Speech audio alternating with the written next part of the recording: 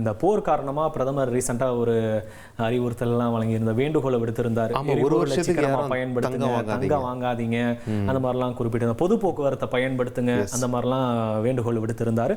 அவருடைய வேண்டுகோளுக்கு இணங்க பாஜக ஆளும் மாநிலங்கள்லாம் கூட அது சம்பந்தமான ஆக்ஷன்ஸ் எல்லாம் எடுத்துட்டு வராங்க. அந்த வகையில இப்ப பார்த்தோம்னா டெல்லி அரசு அலுவலக ஊழியர்களுக்கெல்லாம் வாரத்துல 2 நாட்கள் ஒர்க் ஃப்ரம் ஹோம் அப்படின்ற ஒரு நடைமுறை உத்தரவு பிறப்பிக்கப்பட்டிருக்கு. பெட்ரோல் டீசலை சேமிக்கக்கூடிய நோக்கில் தற்போது டெல்லி முதலமைச்சர் ரேகா குப்தா இந்த உத்தரவை அறிவிச்சிருக்கிறார். சலீம், ஓகே, நம்ம வெளியே சென்னையில் டீ குடிக்க போனாலே விசாரிக்கிறாங்க, என்ன சார் அது தமிழ்நாட்டிலையும் வந்துருமா?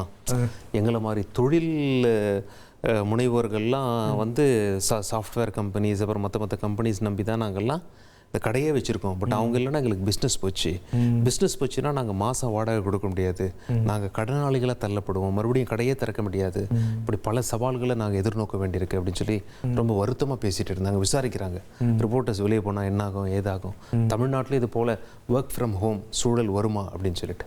தொடர்ந்து இன்றையோட தங்கம் வெள்ளி நிலவரத்தையும் நம்ம விலை நிலவரத்தையும் பார்த்துடலாம். இந்த வகையில் இன்னைக்கு தங்கம் விலை பார்த்தோம்னா 2 நாளில் 5,360 ரூபாய் உயர்ந்து 1 கிராம் தங்கம் வந்து 15,050 ரூபாய்க்கும், 1 சவரன் 1,20,400 ரூபாய்க்கும் விற்பனை செய்யப்படுது. சலீம், ஓகே,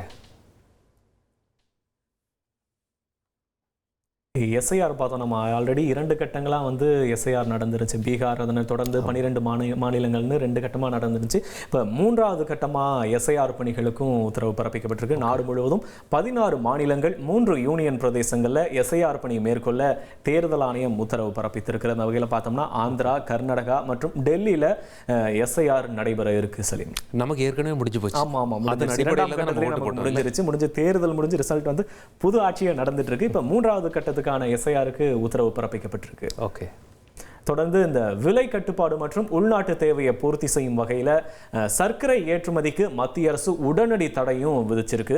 இந்த தடை வந்து வரக்கூடிய செப்டம்பர் 30ஆம் தேதி வரைக்கும் அமலில் இருக்கும்னு அறிவிப்பும் வெளியிடப்பட்டு இருக்கு. இதில் குறிப்பாக பார்க்கணும்னா அமெரிக்கா மற்றும் ஐரோப்பிய ஒன்றியத்துக்கு இந்த தடை அறிவிப்பு பொருந்தாது. நம்ம உலகளவில் சர்க்கரை உற்பத்தியில் இந்தியா 2வது பெரிய நாடாக இருந்து வருவது குறிப்பிடத்தக்கது. இந்த நிலையில தான் சர்க்கரை ஏற்றுமதிக்கு மத்திய அரசு உடனடி தடையை விதித்திருக்கிறது. ஞாபகம் வச்சுக்கணும், செப்டம்பர் 30ஆம் தேதி வரைக்கும் இந்த தடை உத்தரவு அமல்ல இருக்க போது. Salim, okay okay.